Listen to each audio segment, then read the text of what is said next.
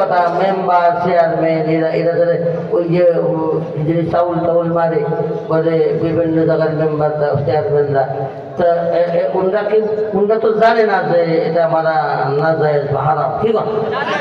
জানে যে সমস্ত মা বোনেরা বেপর্দা চলে ওরা কি জানে যে বেপর্দা চলা জায়েজ নাই বা হারাম? জানে। মাশাআল্লাহ।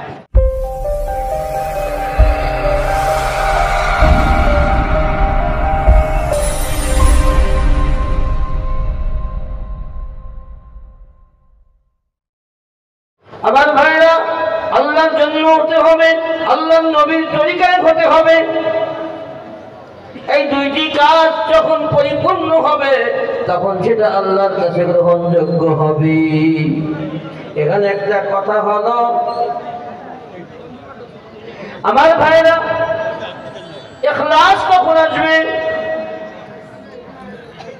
কথা বলতে হয়। আচ্ছা আপনারাই বলেন তো, যারা নামাজ পড়ে না ওরা কি জানে যে নামাজ পড়া ফরজ? একটু জবাব দিয়ে, ওরা কি জানে যে নামাজ পড়া ফরজ? আচ্ছা, যারা সুদ ঘুষ খায় ওরা কি জানে যে সুদ ঘুষ খাওয়া হারাম বা নিষেধ? জানে না। যে কথার কথা মেম্বার চেয়ারম্যান এরা ওই যে চাউল টাউল মারে বলে বিভিন্ন জায়গার মেম্বার চেয়ারম্যানরা, তা ওনরা তো জানে না যে এটা মারা না যায় বা হারাম, ঠিক আছে? জানে। যে সমস্ত মা বোনেরা বেপর্দা চলে ওরা কি জানে যে বেপর্দা চলা জায়েজ নাই বা হারাম? জানে। মাশাআল্লাহ। জানি না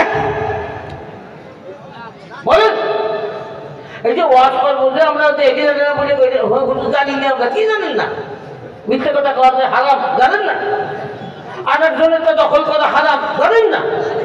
চুরি করা হারাম জানেন না? কি জানেন না? আমার ভাইরা, সব আমরা জানি, টুকিটাকি হয়তো অনেক গভীরের এবং সূক্ষ্ম মশলা না জানতে পারেন, বড় বড় সব হুকুম আপনারা জানেন। হয়তো এর দলিল আদিল্লাহ সহকারে বলতে পারবেন না, কিন্তু ভালো আর মন্দ বোঝার ক্ষমতা আল্লাহ মানুষকে দিয়েছে। বা তারপরেও মানতে পারি না কেন?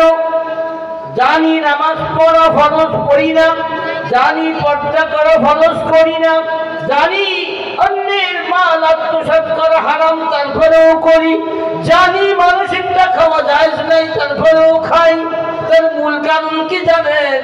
মূল কারণ হলো, এক নম্বরে মূল কারণ হলো তাদের মধ্যে দুনিয়ার মহাব্বত, আর সাথে সাথে দুনিয়ার মহাব্বত থাকার কারণ হলো তাদের মধ্যে আল্লাহর ভয় নাই। আল্লাহর ভয় আর দুনিয়ার মহাব্বত একসাথে জমা হয় না, একই কথা। আল্লাহর ভয় নাই অথবা দুনিয়ার মহাব্বত, উভয়টার জন্য কোরআন ও হাদিসের মধ্যে দলিল আছে। আল্লাহর নবী সাল্লাল্লাহু আলাইহি ওয়াসাল্লাম বলেন, হুব্বুদ দুনিয়া রাসু কুল্লি খাতিআহ। দুনিয়ার মহাব্বত হলো সমস্ত নাফরমানির মূল, তাই না? আমার ভাইরা, আল্লাহ কোরআনে বলেন, আল্লাযীনা ইস্তাহিব্বুনাল হায়াতাদ দুনিয়া আলাল আখিরাহ। আল্লাহ বলে, যারা কোরআন মানে না, যারা কোরআনকে উপেক্ষা করে চলে, আল্লাহ বলেন তাদের সিফাত হলো ইস্তাহিব্বুনাল হায়াতাদ দুনিয়া আলাল আখিরাহ। তারা দুনিয়ার জীবনকে আখিরাতের জীবনের চেয়ে বেশি ভালোবাসে।